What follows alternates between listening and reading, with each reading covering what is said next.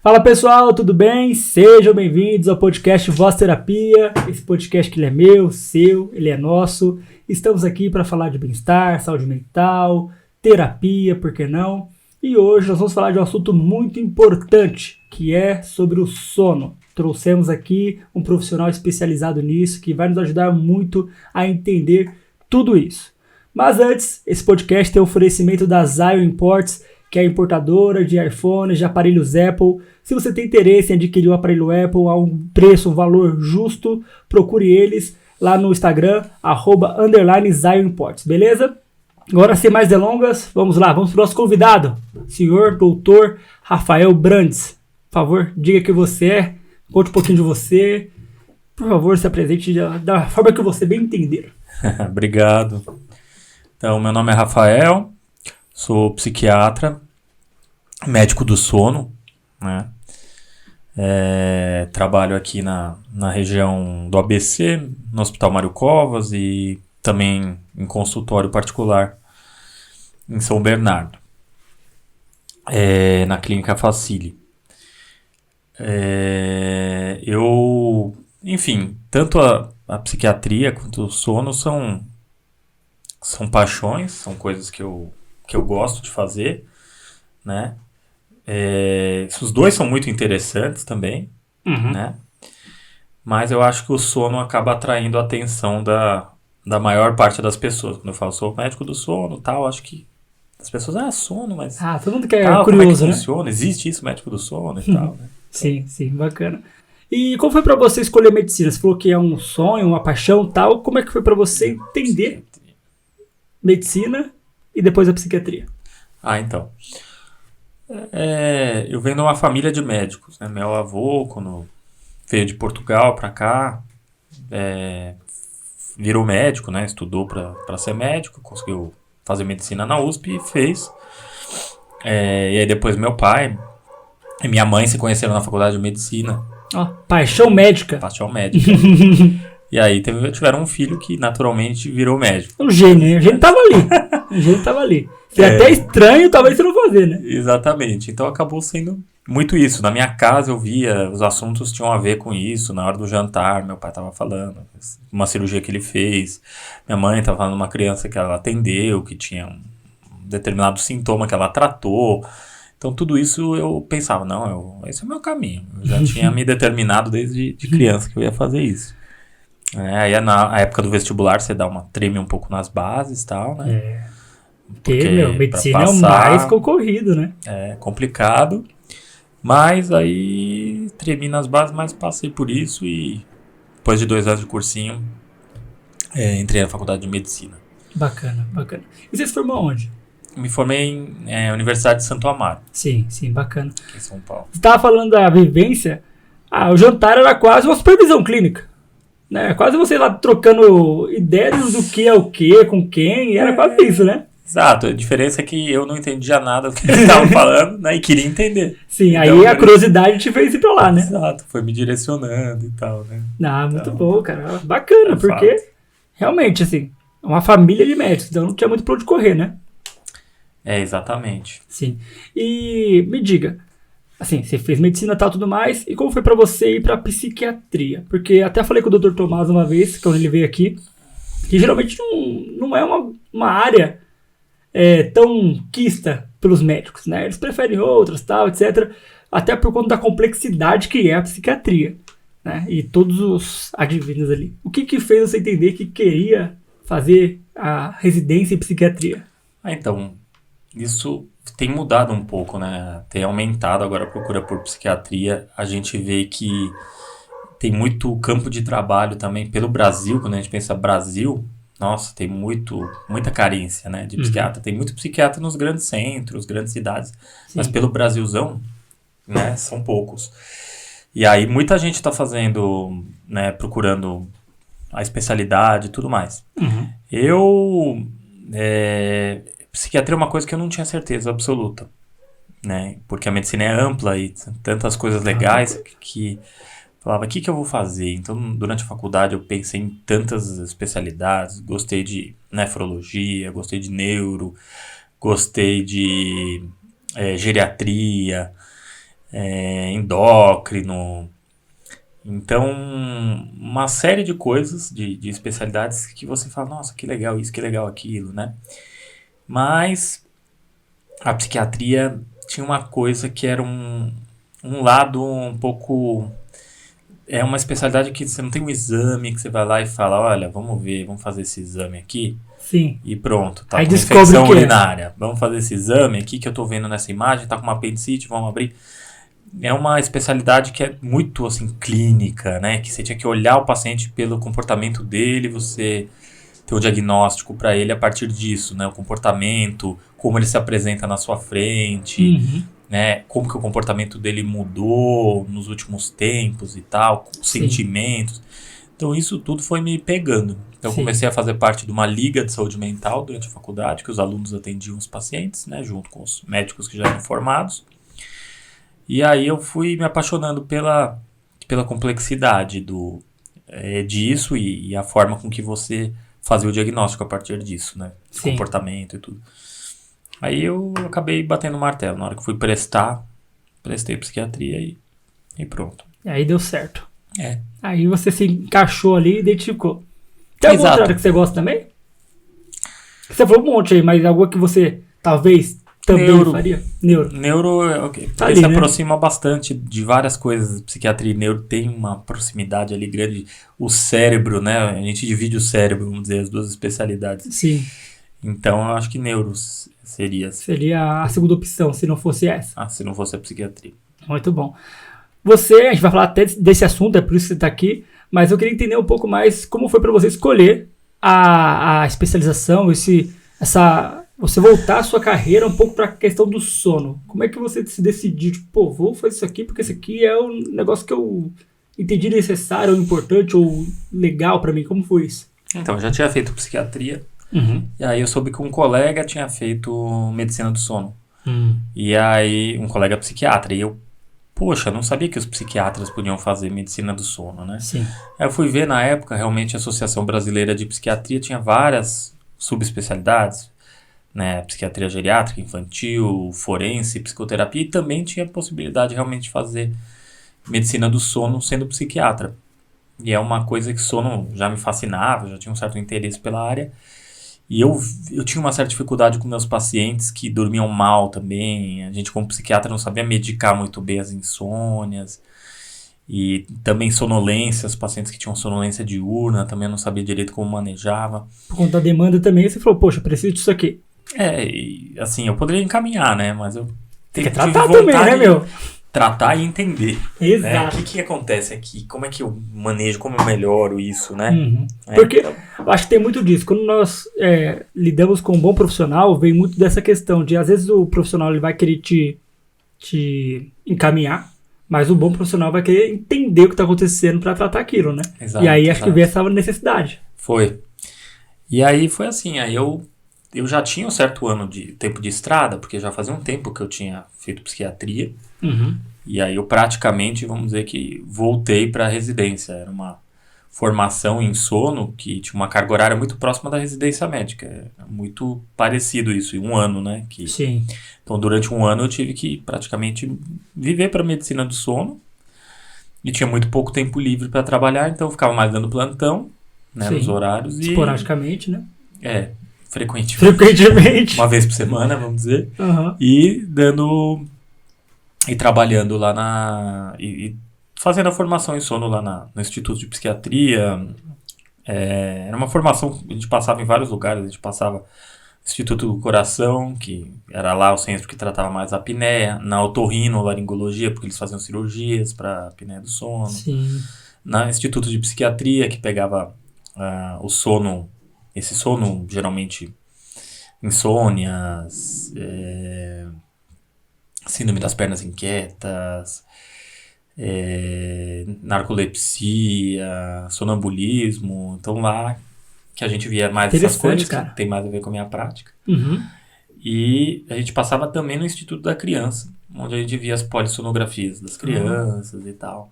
Que é o sono da criança diferente do sono do adulto. Eu já posso te perguntar isso então?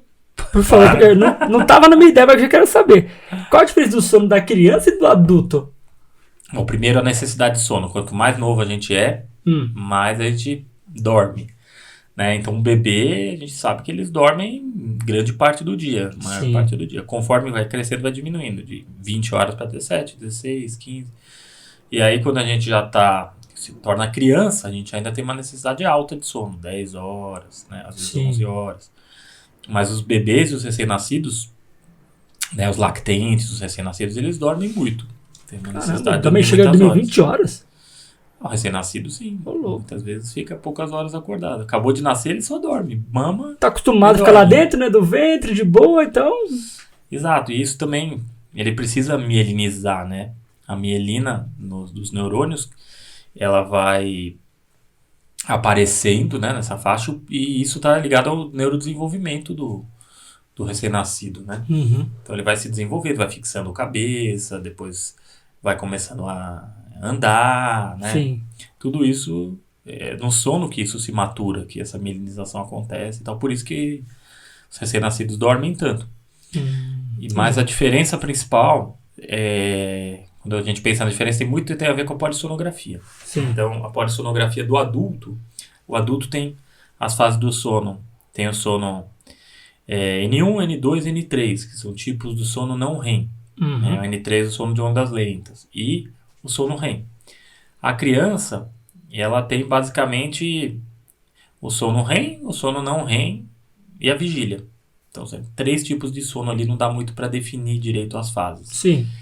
Né? Então é diferente, é bem diferente. Uhum. A complexidade é outra, né? Sim, a coisa evolui de um jeito que muda, mas o cérebro também já é outro, né? Já está amadurecido, já está diferente na hora de produzir o sono. Sim, entendi. E como é que você definiria uma boa noite de sono? O que seria para um médico especialista, um médico do sono, uma boa noite do sono? Uma boa noite de sono é aquela que você acorda se sentindo descansado. Então, quando você acorda se sentindo descansado, é que você teve uma boa noite de sono, né? Se você acorda e percebe que você está cansado, moído, que você está abaixo da sua capacidade, então você vai fazer algo, você dorme e acorda, e você acorda tão cansado em relação a quando você foi dormir, né? Sinal que sua noite não foi boa. Entendi. Você acabou de comentar que uma criança, ela talvez utilize aí de 20 horas de sono, enquanto o adulto um pouco menos, né? Uma criança recém-nascida. Recém-nascida, desculpa. Recém-nascida. E depois, posteriormente, vai diminuindo isso. Agora, para nós adultos, quantas horas são necessárias ou ideais? Por quê? Eu tenho amigos que dormem 12 horas. Ou conheço outros que dormem 5. Qual que é o certo e existe o certo? Quantas horas ideais de sono para um adulto? Então, a literatura fala que um adulto dorme em média 8 horas. Quando a gente se torna idoso, a gente passa a dormir um pouco menos. Seriam 8 horas o ideal, teoricamente. Né? Se fala em todo lugar, 8 horas de sono, 8 horas de sono. Mas isso não é totalmente verdade. Que a gente vê que tem pessoas que precisam dormir 9, 10 para se sentirem descansadas. Tem pessoas que com 4, 5 horas já levantam e querem tocar o dia porque estão se sentindo descansadas e que não conseguem dormir mais do que 5, 6 horas. O primeiro tipo que eu falei, que é esse que dorme mais horas, ele é conhecido como um dormidor longo. E o que dorme poucas horas é conhecido como um dormidor curto. E isso a gente chama variantes da normalidade. Então pode ser normal dormir bastante, ou pode ser normal dormir pouco, né? Desde que você se sinta bem assim, e que você funcione assim, vamos dizer, na média da sua vida. Sim. Então, por exemplo, não é errado eu dormir 12 horas e também não seria errado eu dormir 4, 5, 6 horas. Vai depender muito do meu organismo e da forma como ele entende o sono para que eu me sinta revitalizado no dia seguinte. Exatamente. Se você dorme 10, 12 horas todo dia e não era seu padrão, por exemplo, pode ser que esteja alguma coisa errada. Sim. Às vezes é uma depressão, às vezes alguma outra doença que aumente a sonolência, como a apneia do sono e tal. Mas se você dorme 12 horas e... sempre fui assim. Sempre dormi muito e precisei dormir muito para me sentir bem. Se eu durmo menos, eu fico sonolento. Então, é uma variante da normalidade, dá para ficar tranquilo. Sim. Dormir pouco é a mesma coisa. Entendi. Agora vamos falar de um público que a gente não falou. Adolescente, cara. Por que adolescente sente tanto sono? Porque assim, você me disse que quanto mais novo, mais sono tem. Conforme vai crescendo, vai diminuindo. O que acontece nesse meio do caminho aí? Que essa galera do nada, velho, quer dormir muito, muito, muito. O que tá acontecendo? Então acho que tem várias coisas que estão relacionadas a isso, né? Uhum. Uma delas é o fato de que tem um estirão de crescimento ali, né? Então precisa crescer, e para crescer, Energia. tem que dormir, né? E não só isso, tem que produzir o hormônio de crescimento, que é o GH. E esse hormônio ele é secretado na fase mais profunda do sono, que é a fase do sono de ondas lentas, do G3, N3, perdão. Então o adolescente dorme bastante para chegar nessa fase e para crescer, dorme para crescer, em parte, né? Outra questão é que é uma fase, né, a criança dorme muito e tal, adolescente, às vezes ainda vai ter uma necessidade de sono grande, quando chegar na fase adulta aí esse tempo necessário assim de horas diminui. Sim. Mas na adolescência às vezes ainda precisa dormir 10 horas, muitas vezes 11 horas. Então, basicamente, o adolescente ele precisa dormir para crescer, para se desenvolver nessa questão do estirão. Porque ele demanda do GH, certo? Para que ele possa se desenvolver. Exato, para ele poder crescer mesmo. Então, os pais eles não podem impedir o sono dos adolescentes. Exatamente, a não ser que seja aí algo de fato anormal. Demasiado, né? Demasiado. E tem aquele adolescente meio folgado, que quer ficar dormindo o tempo todo e Sim. tal, né? É gostoso, né? Falar que não. Exato. E nessa fase o que você quer às vezes é ficar tranquilo, né? Exato, sem nenhum tipo de preocupação. Mas é necessário, então, eles dormirem. Então, normal. Exato. E é importante comentar isso também, que a pessoa às vezes... eu vejo muito adolescente com problemas escolares. E às vezes eles estão varando à noite, né? Às vezes eles estão acordando cedo, mas não dormem à noite. Então, e às vezes recebe diagnóstico de déficit de atenção. E não é déficit de atenção, às vezes é falta de sono. Uhum. Então bota eles para dormir que aí eles acordam bem e conseguem prestar atenção na aula e melhorar. Bem colocado, bem colocado. Você falou uma coisa que é muito interessante. Por quê? Porque ultimamente tem crescido muito o número de sintomas ou até mesmo de CIDs de TDAH para adolescentes. Sendo que às vezes eles estão totalmente desregulados no seu sono, porque o que eles querem é o quê? Sei lá, varar a noite jogando videogame, conversando no celular e tal, e não dorme direito. Consequentemente, não vai ter concentração, não vai ter o mínimo de atenção, de vigília na hora da aula. Exato, né? A pessoa cansada, né? Com falta de sono, a atenção naturalmente cai, Sim. Fica mais irritada, fica mais ansiosa, a memória fixa pior, né? Uhum. Sim, então, caramba, é verdade. Fugiu pra mim, porque você falando eu lembrei, porque eu tenho duas pacientes que são professoras, e elas contam muito disso, né? Que os adolescentes têm muito com TDAH, alguns devem ter realmente TDAH, não dá pra ignorar isso, não dá pra invalidar. Sem dúvida. Mas também seria importante que os pais, suspeitando de TDAH, irem saber como tá sendo a rotina de sono dos filhos, né? Ó, tá dormindo aí, filhão? Deixa eu bater na porta aí, 1 da manhã pra ver se tá dormindo mesmo, né? Exatamente. E às vezes, não é aquele TDAH, né? Às vezes é mais uma irritação, uma indisposição e tal. Não é tão igual um TDAH clássico, mas atrapalha a atenção, atrapalha o rendimento, atrapalha a memória. Aquela adolescente fica muito mais difícil para ele também frequentar as aulas sem estar descansado. Super lá morrendo de manhã por dormir um pouco, né? Sim, com certeza. E ainda que esse aí seria o adolescente que não dormiu à noite. Aí eu lembro do meu irmão, na época da escola, que ele dormia muito. Ele chegava à noite, 8 horas, 9 horas, e ia deitar, dormir. Nós acordávamos 5 da manhã, a escola era 7, era lá no Américo Brasilense, aqui no centro. E aí ele acordava, assim, a muito custo. Tinha que tirar o cobertor dele, tinha que acordar ele ali pra ir. Chegava na escola e dormia na carteira da escola. O cara dormia muito, eu não entendia o que tanto aquele cara tinha, então... E ele é muito grande, ele é alto. Então, talvez justifique muita coisa aí do estirão dele, né? Porque, olha, falar pra você, o cara dormia bem. Não conseguia levantar. Sim. A primeira e segunda aula ele dormia o tempo inteiro. Incrível. Isso aí, bom exemplo prático. Meu Deus. Agora, vamos lá, vamos entender o negócio aqui. Você falou que os adolescentes, às vezes, ficam sem dormir, passam a noite sem dormir e tal. E aí eles querem dormir à tarde ou algum outro momento. É possível... como se diz? Qual a palavra? Esqueci a palavra. É quando você quer meio que... Esqueci a palavra, velho. Quando você quer compensar o sono. Tem como você compensar o sono? Mas pra todo mundo? Ou pra adolescente? Ou... Vamos focar no adolescente e depois a gente fala pra todo mundo. Tem como compensar o sono pro adolescente? Ele É não mais dormiu. fácil. É mais fácil pra eles? Pra eles é mais fácil, porque tem uma tendência mais fácil. Quanto mais novo a gente é, mais fácil a gente dorme, geralmente. Né? Entendi. Geralmente. Geralmente. Porque a não ser que tenha uma doença, aí muda a história. Mas é isso, então o adolescente consegue dar uma compensada. Ele dorme pouco e depois dorme muito e assim vai. Agora, quanto mais velho você fica, mais difícil é compensar o sono. E nem sempre você consegue compensar. Sim. Né? A gente como funciona então? Por exemplo, nós adultos, estamos aqui e tal, não dormi bem à noite, tive insônia, episódio de insônia e tal. E aí eu falei, pô, de tardezinha em cima daquele sono, do cansaço, vou dormir pra compensar. Então, se é mentira, não tem como. Você consegue dormir, né? Você consegue dormir. Mas nem sempre você vai se sentir tão bem, tão descansado quanto se você tivesse tido uma noite normal de sono. Né? É que é difícil pensar nessa relação de, eu perdi, então eu vou somar e eu recupero ou não, né? É difícil pensar nessa relação. Mas em geral, né, tem pesquisadores que falam, o sono, não existe sono compensado, sono recuperado, né? O sono Eu ouço muito isso. Né? Tem muita gente que fala isso. Mas assim, na prática, se você adota uma boa higiene do sono, ou seja, passa a cuidar do seu sono, como você cuida de outras coisas, né, como a sua higiene mesmo, pessoal, você passa a cuidar do sono dessa forma, aí você passa a dormir bem. Aí não interessa muito o sono que você perdeu, se você recuperou, né? Se você passa a cuidar direitinho do sono e dormir as horas necessárias, 1, 2 semanas, aí já pronto, resolveu. Entendi.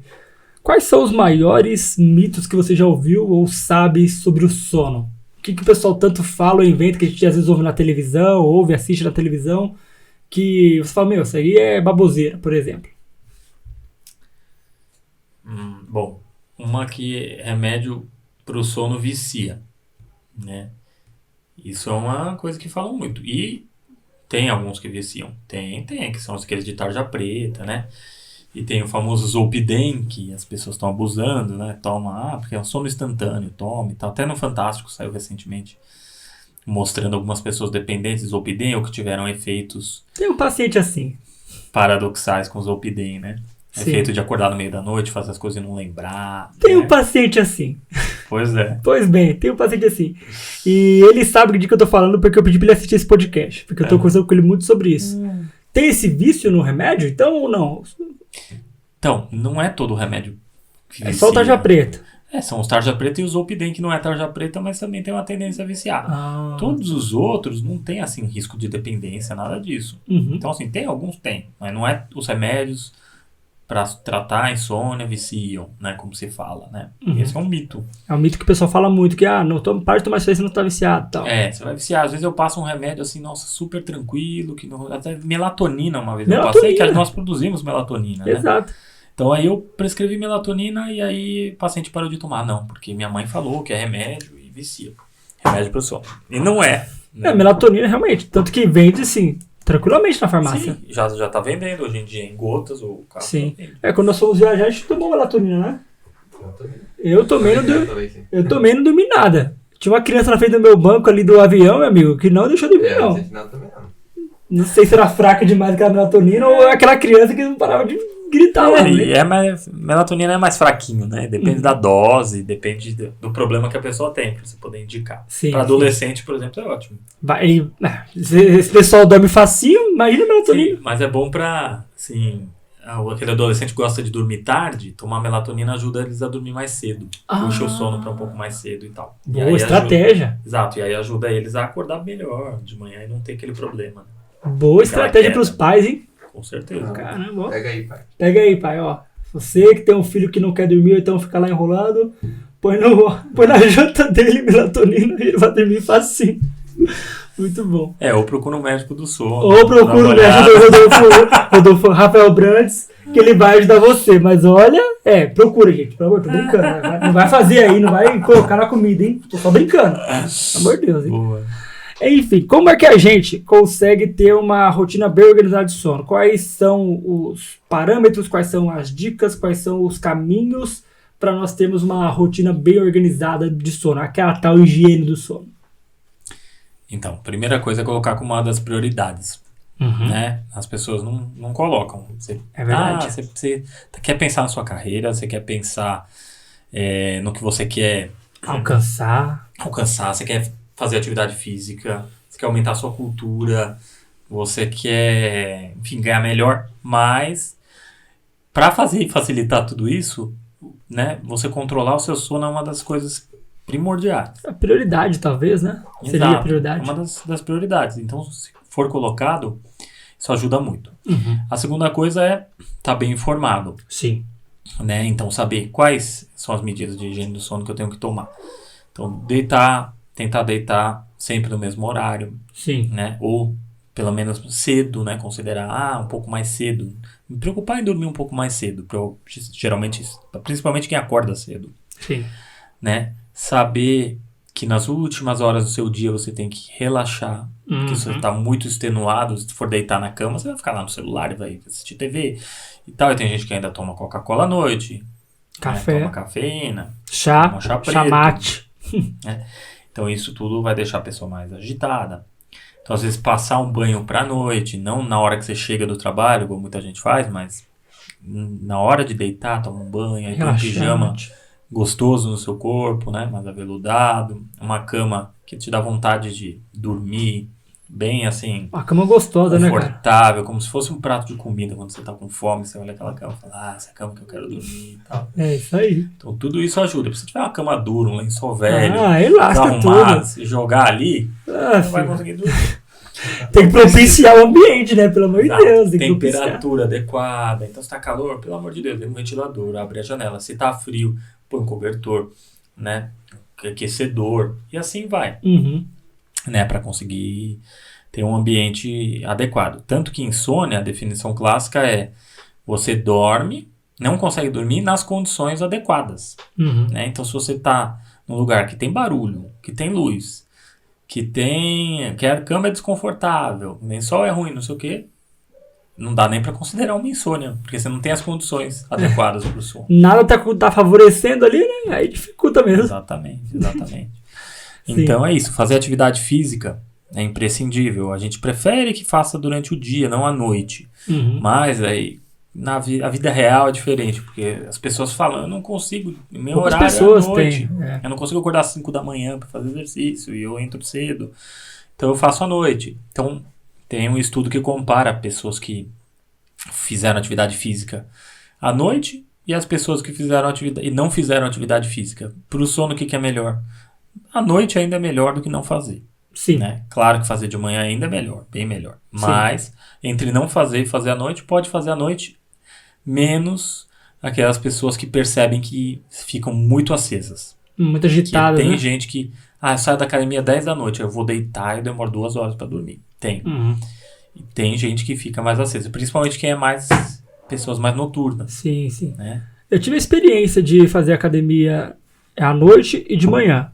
Cara, pra mim, à noite eu dormia também. Chegava em casa já, meio que ia pro trabalho normalmente, antes de trabalhar de forma autônoma como eu trabalho hoje.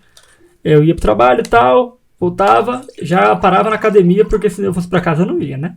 Então eu tinha que parar na academia, fazia lá, chegava em casa, umas 8h30, 9 horas, já tava o corpo já pedindo arrego pra dormir. Mas tem gente, como se for gente que não. Hoje eu faço de manhã. Acordo cedo, vou lá, faço a minha atividade física, me sinto super bem, funciono mais, né, durante a manhã. Mas, por exemplo, dando horário de 9 horas, 10 horas, o corpinho tá assim, ó, já desligando a luz assim, ó. Você viu aqui na minha sala que a luz é amarela, não sei se você percebeu, mas a luz amarela é de propósito. Pra quê? Pra trazer mais conforto, tranquilidade e já descansar. Dificilmente você vai ver minha televisão ligada nesse horário. Perfeito, então você já antecipou o resto da minha resposta. Então, por favor, complemente então. Passa a régua então, por favor. Perfeito, mas é isso aí. Então, a luz, né? A luz a gente sabe que inibe a melatonina. O aumento da melatonina é uma das coisas que ajuda a gente a pegar no sono. Sim. Então, a gente ficar no celular, né? Agora tem os celulares que tem filtro de luz azul. Luz azul amarelinha, né? Isso, a tela fica amarela.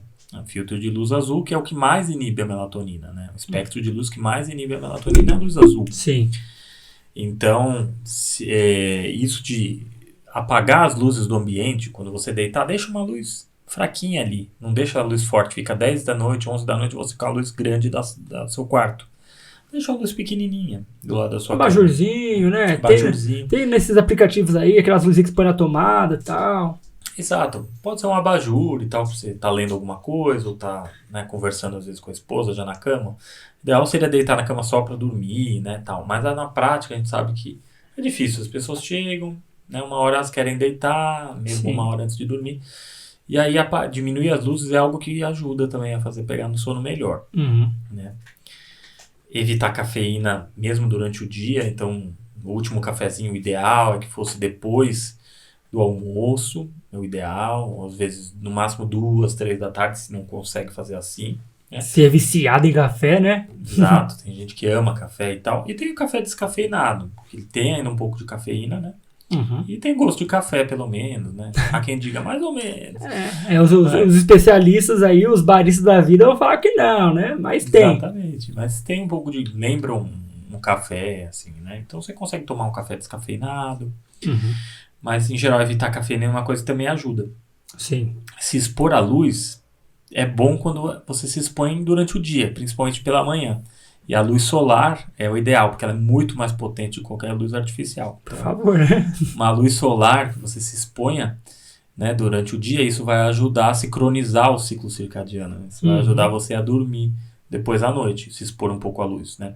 A gente vê muito em velhinho, que os velhinhos ficam muito em casa e aí não se expõe a luz nenhuma, só a luz artificial e o dia inteiro. É. E aí como que a melatonina vai aumentar e tudo mais, né? Eles apagam a luz para tentar fazer isso acontecer, mas nem sempre. Agora, quando ele se expõe à luz durante o dia adequadamente, saem um pouco, tomam sol e tal, isso já ajuda a melhorar o sono deles. Sim, sim. Né? A gente vê Então o isso. sol tem tudo a ver com a produção de melatonina.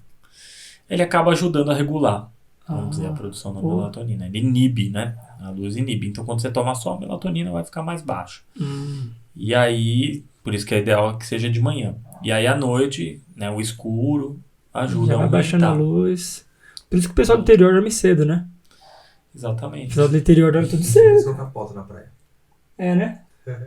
Porque não tem luz, cara. Você tá no interior, você vai baixando ali, ó. Às vezes o pessoal do interior, aquele pessoal bem do rural mesmo, é só um lampião hoje, obviamente, mas eles, os mais raiz mesmo, é só um lampiãozinho ali, 7 da noite, 8 da noite, na cama, né, no interior. Exato. E é também, justamente também pela falta, às vezes, de toda essa luz que a gente tem, né, elétrica nas cidades e tal. No interior você vive muito mais com a luz natural. E aí o parâmetro, nossa secreção de melatonina existe justamente para a gente imitar a natureza. O sol nascendo, o sol se pondo, que vai delimitar a nossa produção de melatonina. A gente ser humano que bagunçou tudo com a luz elétrica, É verdade. luz artificial. Ó, Thomas Edison, infeliz, inventou a luz. Pois é, Thomas ferrou Edison. com a gente.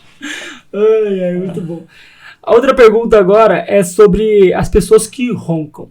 É normal essas pessoas roncarem tanto e tão alto às vezes? Eu tenho um amigo aí que eu não vou falar o nome dele não, mas cara, um dia eu fui pra um rolê com ele e aí dormi no mesmo quarto.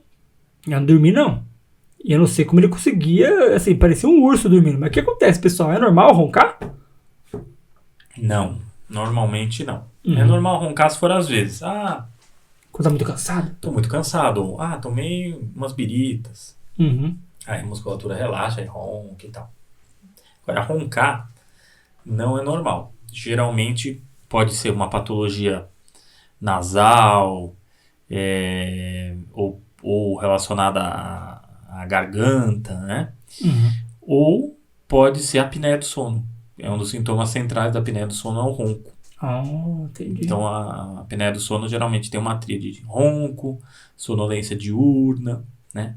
E a apneia observada, que alguém vê a pessoa tá roncando e acorda assim, uma falta de ar e volta. Tem esse caráter assim ressuscitativo, a pessoa tá lá e umas horas parece engasgada. E respira. Assim. Dá um medo. Então a apneia do sono é uma coisa que é importante tratar. Pessoa ficar ligada, né? Geralmente tem um acompanhante junto que vai perceber, né? E aí o mais normal esses sintomas que eu falei, ronco, sonolência diurna e essa apneia observada. Outros sintomas podem existir também, mas os principais são esses. Certo, então roncar não é normal. Então se alguém ronca, que não seja por birita, que não seja por estar muito cansado e roncar direto, assim, a nível estratosférico, como essa pessoa que eu comentei. Não estou brincando, cara. Era alto demais. Tipo, o som da... Hã? Era um urso. Era um urso. Era o som da nossa voz, assim, ó. Não. Mais, né? É mais. Não é Exato. brincadeira. Então, tá muito associado com a apneia, ronco. Mas às vezes não é a apneia, né? Aham. Às vezes tem só alguma obstrução aí, né? Sim, E aí sim. tem que precisar passar com otorrino. Mas geralmente tem que fazer uma polissonografia. Sim. Né? A pessoa que ronca não escapa de uma polissonografia. Entendi. Tem que passar pra entender o que tá pegando ali. Tem que fazer o exame e ver se tá tendo apneia, né? Sim. Agora há pouco, no começo, você falou sobre os estágios do sono do adulto. Quais são eles? E qual é esse famoso sono REM aí que você já comentou também? Quais são os estágios do sono? Então, N1, então são 3 fases, vamos dizer, né? A vigília, o sono não REM e o sono REM. O sono não REM é dividido em N1, N2 e N3. Uhum. No N1, é quando a gente está caindo no sono. Então, quando a gente está numa polissonografia, a gente vê que a pessoa começa a ter uns movimentos de olho, né? Porque a polissonografia é um monte de fio montado pelo corpo. Então, um deles fica no olho, que é para ver justamente o comportamento dos olhos. Então, quando a pessoa está nessa fase N1, ela começa a ter esse movimento ocular lento e tal, né? E aí começa a ter umas ondas mais lentas no cérebro, que é um sinal que caiu no sono. Uhum. Aí depois dessa fase, o sono começa a aprofundar, fica mais lento e começa a ter umas figuras que chama complexo K, Sim. que ela tem uma porção positiva e uma porção negativa, ela faz assim. E os fusos do sono, que é uma estruturazinha que aparece ali no eletroencefalograma do sono, né? Faz parte da polissonografia, que mostra que é como se o cérebro estivesse tentando superficializar e aí produz aquilo ali para segurar você dormindo. Então vai fazendo esse fusinho do sono.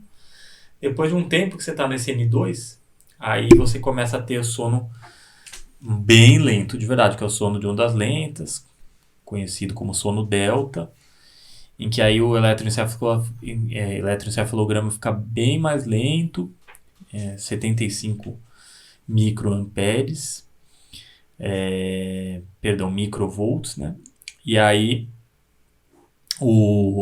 nessa fase que a gente descansa bastante, né? Sono de ondas lentas é quando produz o GH, né? Que a gente comentou.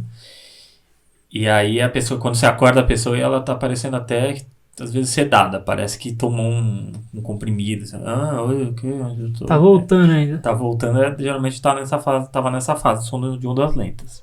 Sim. E o sono REM é um sono muito doido. É um sono muito diferente. Porque quando o Hans Berger, que inventou o aparelho do eletroencefalograma, ele não reconheceu o sono REM. Foi visto bem depois por outros pesquisadores. Porque no sono REM, a atividade do cérebro, né, não está lenta igual as outras fases do sono. Eles se chamam de desincronizada. Ela fica mudando. Ela parece meio rápida e fica mudando. Isso é como o eletroencefalograma fica no sono REM. Então, quando o Hans Berger olhava, ele achava, nossa, estranha essa atividade rápida agora. Ele achava que era algum erro no exame dele, de estar acontecendo isso. Mas depois se viu que era um outro tipo de sono. Hoje em dia, na polissonografia, quando a gente vê essa fase do sono, a gente vê que tem esse EEG, esse eletroencefalograma desorganizado, né, desincronizado. A musculatura fica paralisada. Então a gente paralisa mesmo a musculatura. E isso tem tudo a ver com paralisia do sono, né? Quando ela tem uma desregulação, é um problema do sono REM, a paralisia do sono. Então no sono REM nossa musculatura fica paralisada. Por quê? Porque se eu sonho, é o sono dos sonhos. Se eu sonho, eu começo a querer sair correndo. Se eu sonho que eu estou chutando alguém, eu chuto. Então se minha musculatura não estiver paralisada, eu vou, né, chutar todo mundo, eu vou bater, vou sair correndo. E quando a gente tem uma doença que afeta o sono REM, a pessoa começa a chutar, bater no outro durante a noite, dormindo. Louco. Que é o transtorno comportamental do sono REM. É uma doença. E aí a outra característica do sono REM é que a gente tem movimentos oculares rápidos. No ser humano, né? Sim, sim. Porque nos ratinhos, por exemplo, nos ratinhos, eles sonham a partir do olfato. Então aí eles fica sonham. o narizinho O mexendo. que mexe são as vibriças do rato, né? Dos Sim. camundongos que se usa quando se estuda sono REM e tal. Você vê os camundongos mexendo e tal, o nariz. O ser humano não, é o olho que fica mexendo. Então a gente vê, quando tá lá dando sono REM, a gente vê os movimentos do olho, ficam movimentos rápidos. Que a gente tá olhando pra tudo que a gente tá sonhando ali. Você olha, vê um prédio, vê isso, vê aquilo que você tá sonhando, que você tá vendo, vê uma pessoa. Então a gente sonha vendo. Nossos sonhos são em imagem, né? Então esse é o sono REM. É um estado muito doido, porque nossa frequência cardíaca se altera, nossa pressão muda, nossa frequência respiratória muda. Então o corpo fica totalmente esquisito no sono REM, né? Vários processos metabólicos estão acontecendo ali ao mesmo tempo. Sim. Então é um sono saudável assim para o nosso metabolismo, né? No Divertidamente, aquele filme da Pixar, né? Que é Disney agora, mas Sim. é Pixar. Quando desligam o cérebro da menininha, vem um monte de monstrinhos ali e começam a fazer uma faxina, né? Aí eles lavam tudo, jogam coisas velhas fora Sim. e tal, e limpam, arrumam tudo que tá acontecendo. E isso é quando ela tá dormindo. E aí, mais ou menos, é um filme muito neurocientífico, né? O Divertidamente. Mas foi feito por um neurocientista, Sim, né? Lá sim. dos Estados Unidos. Aí por isso Sim. que faz tanto sentido pra nós, né? Exatamente. E é o que acontece no sono REM. O que ele mostra lá é o que acontece no sono REM. São os processos metabólicos todos. Tipo, tira algumas substâncias, coloca outras. Questões de memória. O que está muito repetitivo lá é mantido. O que não está tão repetido jogado fora. Então é muito parecido. E uma coisa legal ainda do sono REM, aquela banda R.E.M. Quer dizer REM, né? Eles viram o sono REM, gostaram e deram o nome da banda de R.E.M. Então, Losing My Religion e tal. Então vem deles. Vem de REM. Vem do sono REM. O nome deles, da banda. Interessante. Mas esse filme do Divertidamente, ele é muito, muito bom, cara. Muito bom. Todo mundo que me pergunta, fala, assiste esse filme porque você vai entender muita coisa em relação à nossa mente. Óbvio, muito simplificado, até porque é um desenho animado, é uma animação, né? Mas explica muito dentro do que pode ali, cara. Muito bom, eu gosto. Pra mim faz total sentido com aquilo, né? Muito bom. Maravilhoso.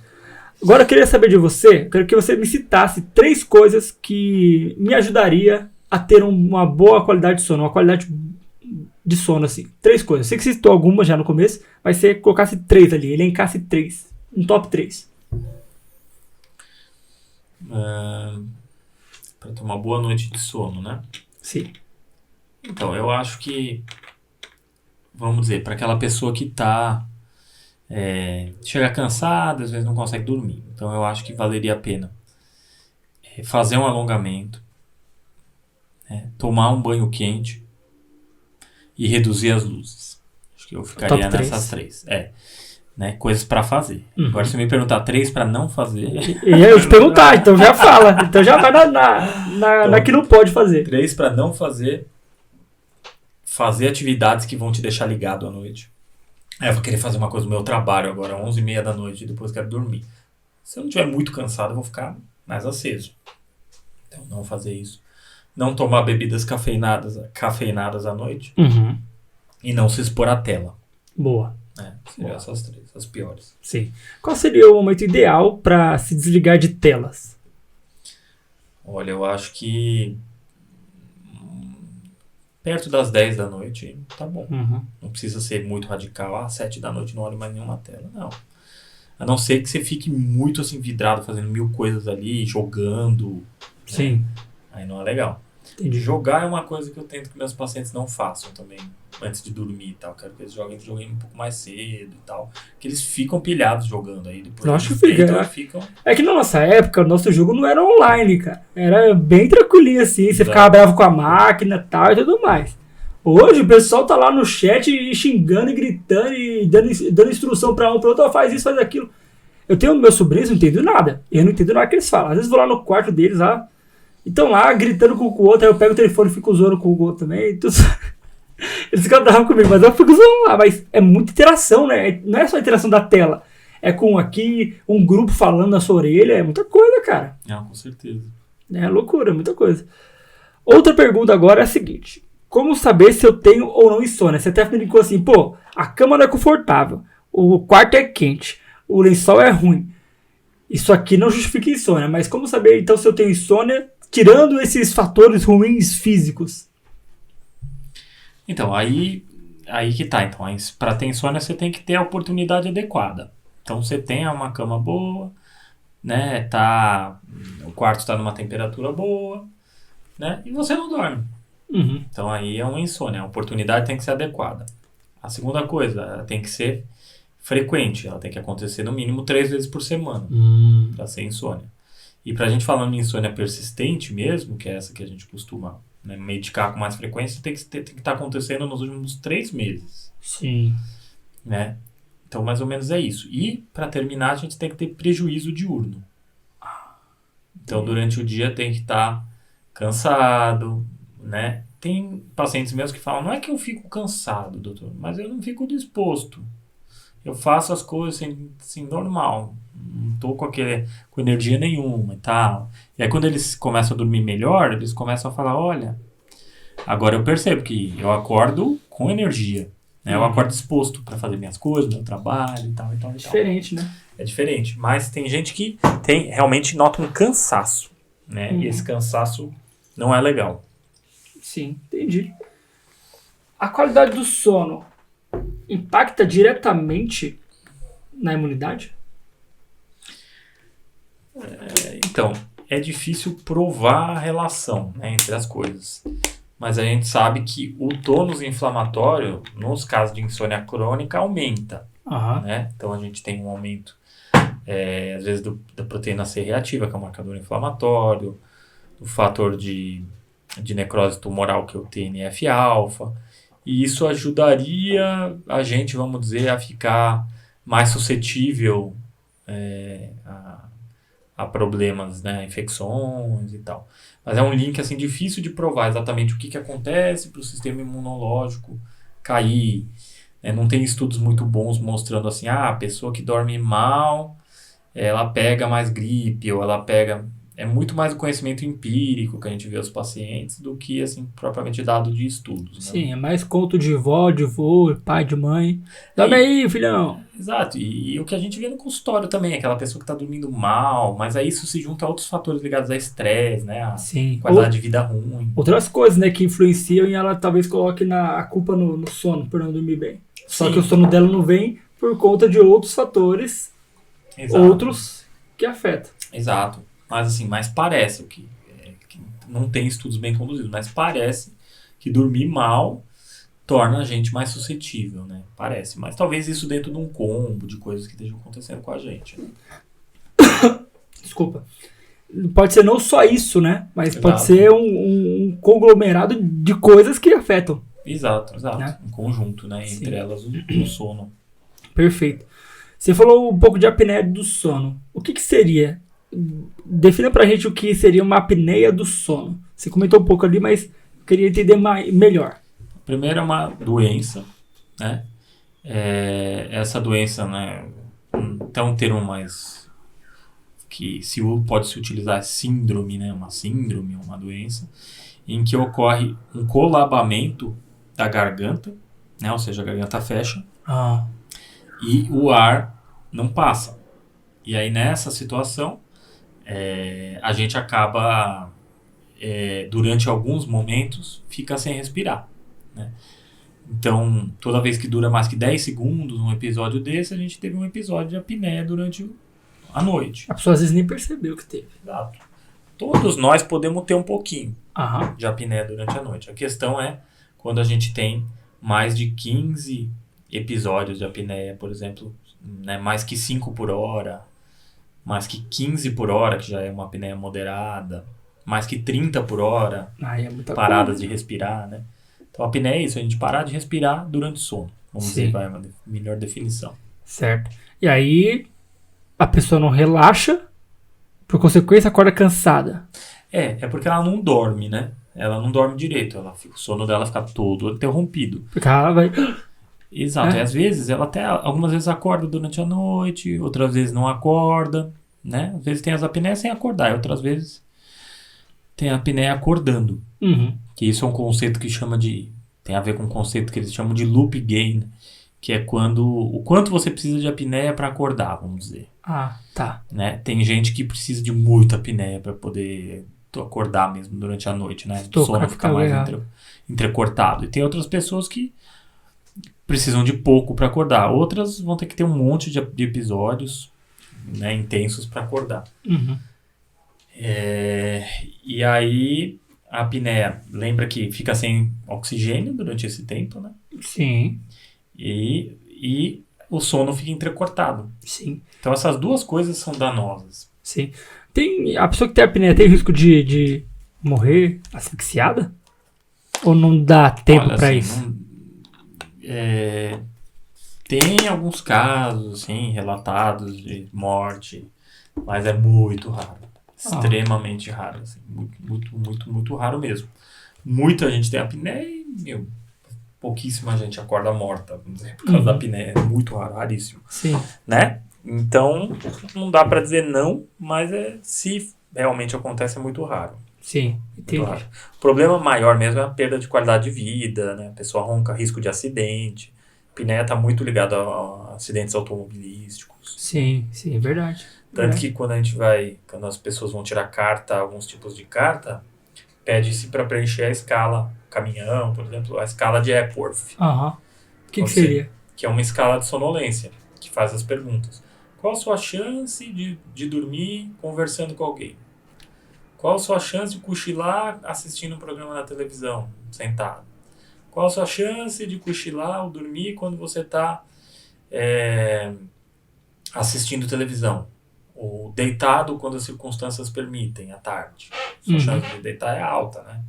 Quando você está de carro, dirigindo, sua chance é pequena, média ou grande de cochilar. Quando você está como passageiro, viajando por 1 hora, sua chance é pequena, média ou grande. Sim. Então aí, essa é uma escala que a gente usa numa prática clínica, mas que é usada também para tirar carta para quem transporta para passageiro ou mercadoria. Sim. Se a pessoa tem uma pontuação alta ali, geralmente o médico do tráfego pode falar, olha, você vai ter que fazer uma polissonografia, pode ser que você tenha apneia. Às vezes não vai deixar a pessoa tirar a carta, né?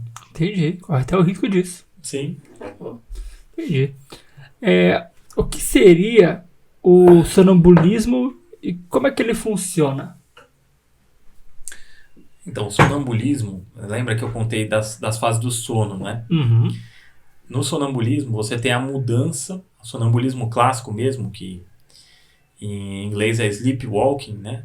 E a gente chamaria em português simplesmente de andar dormindo, que é o que a gente diz, a pessoa é sonâmbula, né? Esse tipo de sonambulismo, a pessoa faz as coisas e não lembra.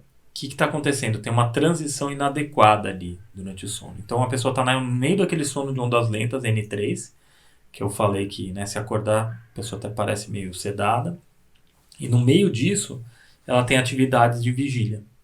Então ela está naquele sono super profundo e ao mesmo tempo, às vezes no meio daquilo tem atividades de vigília, como se estivesse acordado. Por isso que ela se mexe, anda. Ela anda, às vezes fala, às vezes come, né? Tudo isso sem lembrar. Né? Às vezes morre, né? Isso eu acho mais perigoso do que a apneia. O Abel Braga, aquele treinador de futebol, perdeu um filho. Foi assim? Caiu, né? Eu não sabia o motivo que ele tinha. O que saiu, foi noticiado na época, que o filho dele era sonâmbulo e caiu. Louco. Eu lembro da notícia, mas eu não sabia o motivo. Pois é. Caramba. Então, por sonambulismo, ele acabou caindo. Né? Isso acontece. Então, sonambulismo, assim, não se brinca. Tem tratamento, tem remédio, né? E tem que pôr grade na janela. É importante, né? Se você mora num lugar muito alto, ou minimamente alto, na verdade, tá até um acidente, né? Não necessariamente morte. Absoluta. Louco. Não sabia dessa. Eu lembro do episódio, mas não entendi o motivo pelo qual. Certo. Muito se fala de paralisia do sono. Isso. E o pessoal conta até que tem imagens feias, né, na paralisia do sono e tal. Mas o que seria paralisia do sono? Então, paralisia do sono já é um problema do outro sono que eu contei, do outro tipo de sono profundo que a gente tem, que é o sono REM. Então, você tá naquela fase que você tá sonhando e tá com a musculatura relaxada e paralisada. se acontece de ter um período de transição de vigília ali no meio, e a paralisia do sono parece estar associada com estresse, por exemplo, a pessoa acorda no meio da noite paralisada. Que ele acordou no meio do sono REM. E aí a impressão é que ela não consegue respirar.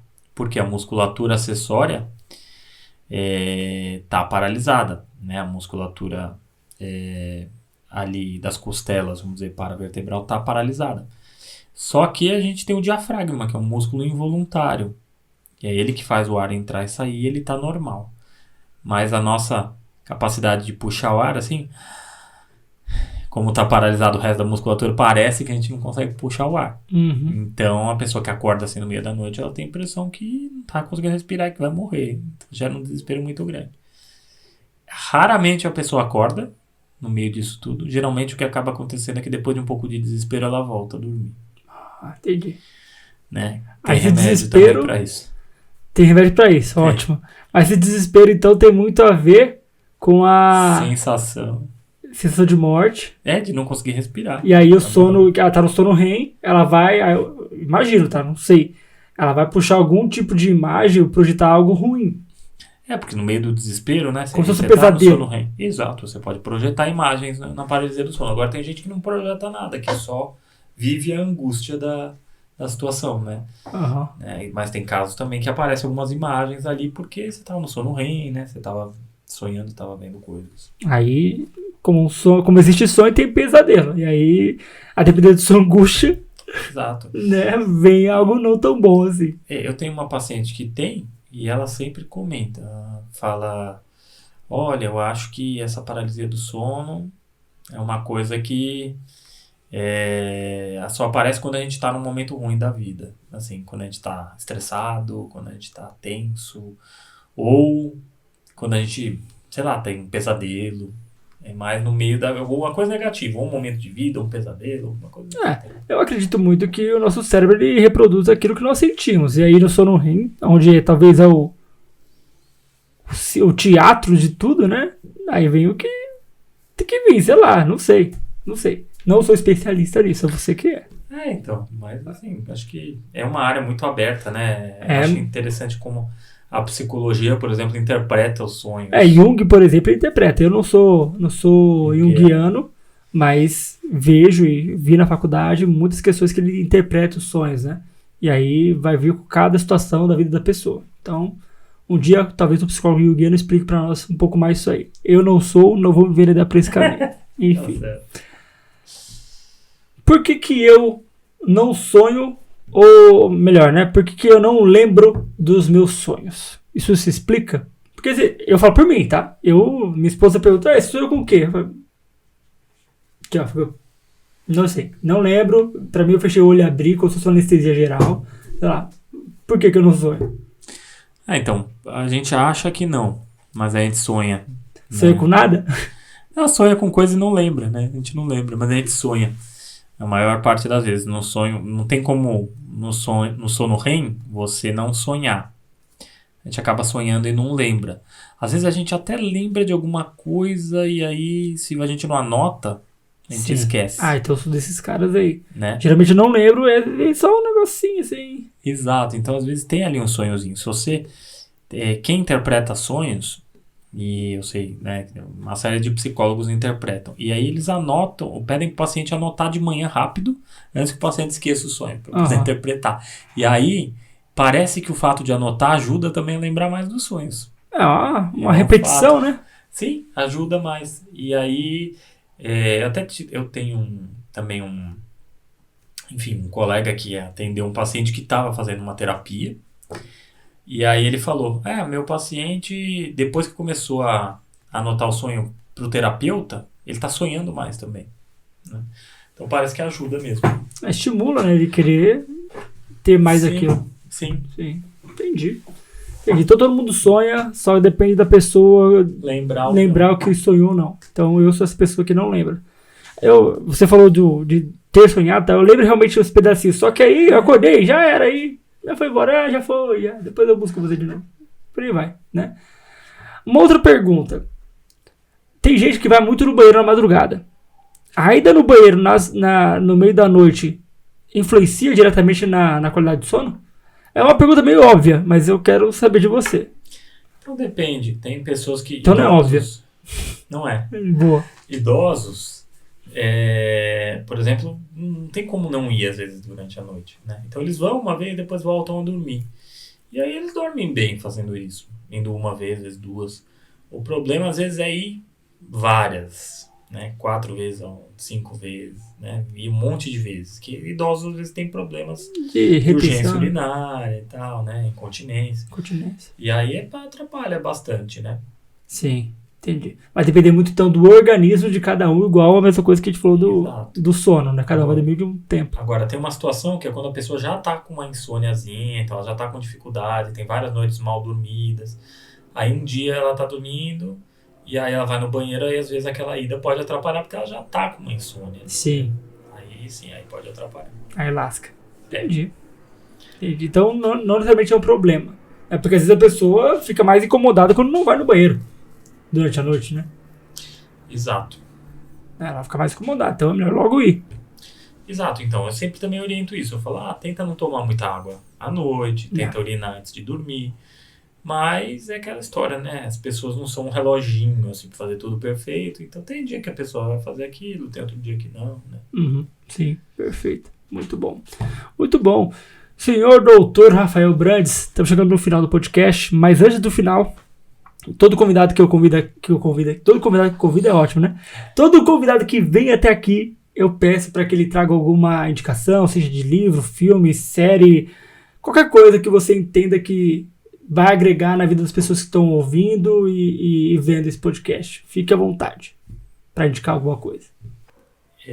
O que eu acho bacana, né, se a gente for falar algo que tem a ver um pouco com sono, eu acho muito legal Chopin. Chopin? Clássico assim? Exato. Tem gente que diz que fica mais assim acelerada, né? Quando ouve uma coisa calma, fica mais inquieta. Tem gente que diz isso. Mas Chopin é uma coisa que fizeram muitos estudos com a música clássica e viram que Chopin é uma das músicas que mais tranquiliza. Que você relaxa ouvindo Chopin. Nossa. Isso é uma coisa que ajuda a dormir. Então quem assina em alguma plataforma, ou mesmo no YouTube, pode olhar e põe Chopin. Os noturnos de Chopin, o piano Chopin. Boa. E aí escuta que isso vai... Né, já pode incluir na agenda do sono. Com certeza. Eu falo para os pacientes usarem. Bacana. Eu acho que vale muito a pena. Show. Você falou disso e eu lembrei de uma situação com minha esposa, na época que nós éramos apenas namorados. Ela gosta muito de música clássica. E eu, como um rapaz que estava tentando conquistar ela, falei, eu também gosto. Né? Falei, eu também gosto. Ela falou, então vamos comigo lá na Orquestra Sinfônica? Eu falei, vamos, lógico. Tá querendo conquistar a donzela, né? Eu falei, vamos. Aí eu fui com ela. Aí quando eu tocar lá música clássica, eu tô aqui, ó. Dormi. Na hora que eu acordei, já tava no meio do concerto já. Aí tinha um senhorzinho, porque geralmente o público idoso costuma mais ir, né? Olhando de cara feia pra mim, assim, e tal. Olhei pro lado, ela foi muito educada, fingiu que nada aconteceu. Tá tudo bem.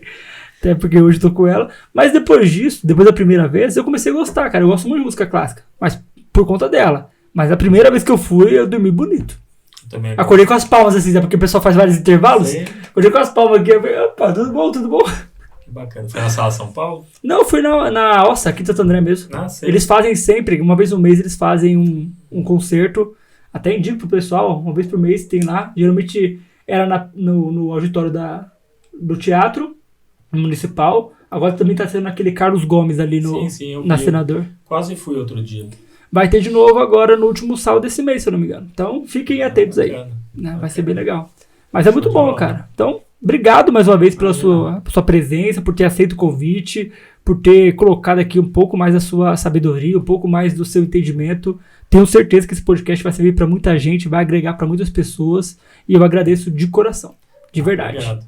Eu agradeço o convite também. Valeu, muito obrigado. Valeu. Então, pessoal, fiquem bem. Muito obrigado por ter assistido até aqui, chegado até aqui. Se você chegou até aqui, tenha certeza que você ganhou muito com isso, tá? Então, até mais, até o próximo episódio do Voz Terapia.